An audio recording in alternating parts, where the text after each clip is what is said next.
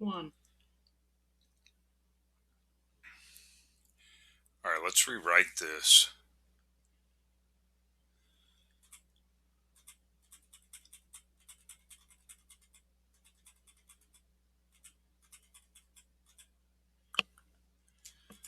And we'll just copy and paste like we normally been doing.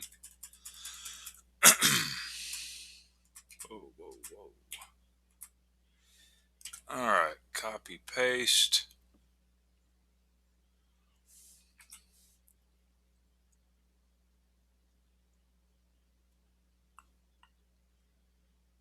Okay.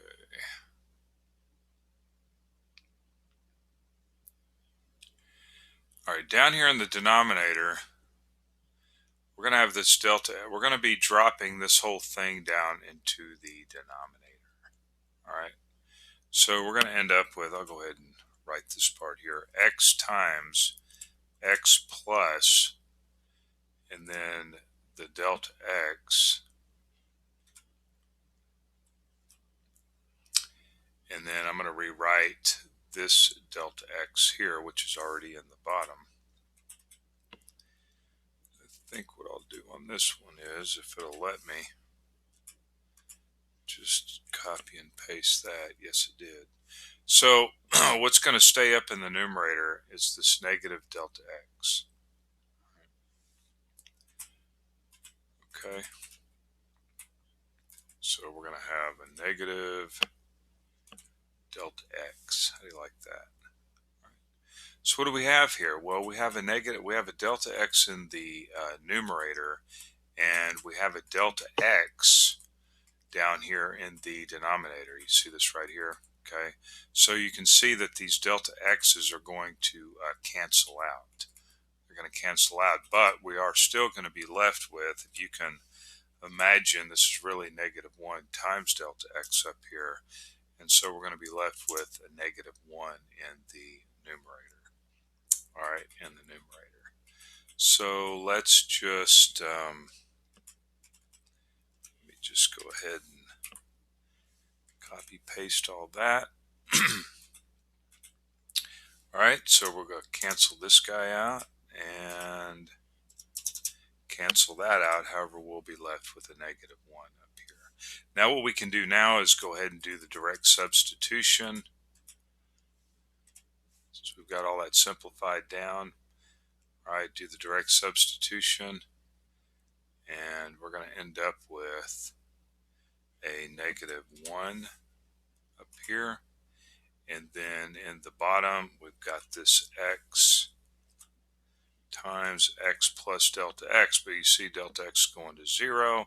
So we're going to go ahead and do the direct substitution, plugging 0 directly in for delta x. And then we'll simplify this thing down. All right, we'll go ahead and write equal sign here.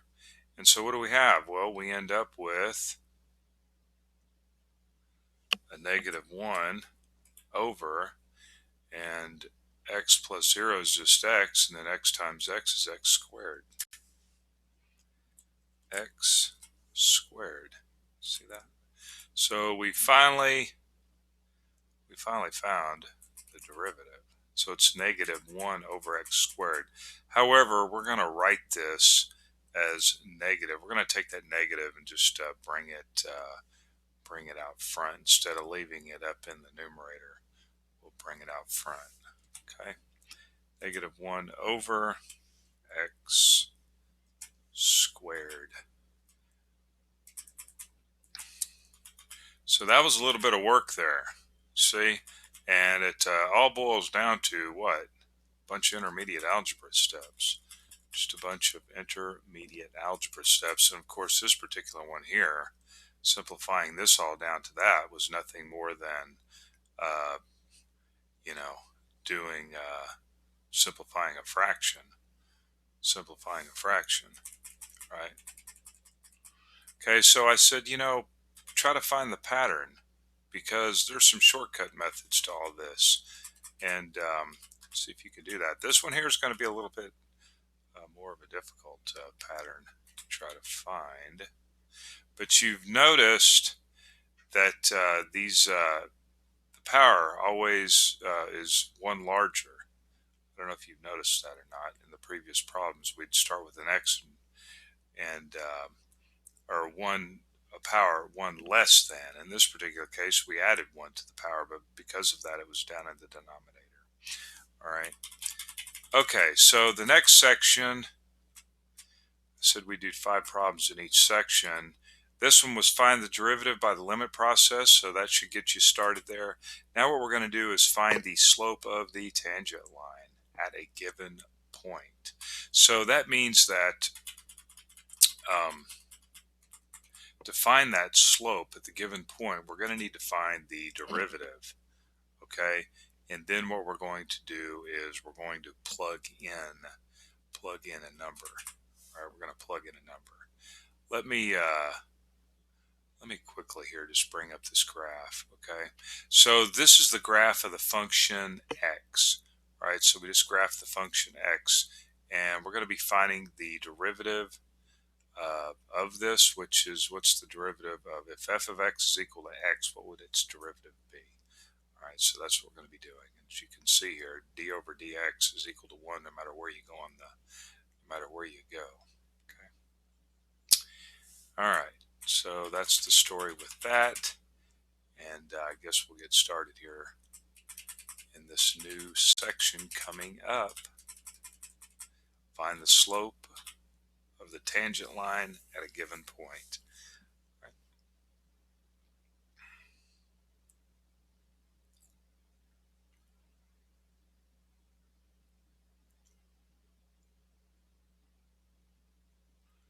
Oh, I noticed something.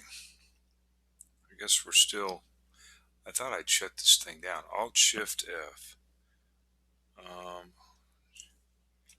Yeah, something I forgot to do.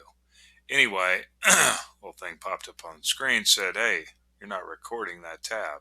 Well, anyway, real quick here, back to this again. So this is the graph of f of x is equal to x, or y is equal to x. And you notice that everywhere we go, every point we go here, okay, on the graph, you see that d over dx? That's the slope of the tangent line at the point 2.1. See that x is 2.1, x is 2. Look straight down here, you got 2 here on the x-axis. But the derivative is 1 everywhere we go. So the slope of this line is 1, right? Okay. You're not catching what I'm talking about. We're going to talk about it more here in just a minute. All right. And once again, got to do that.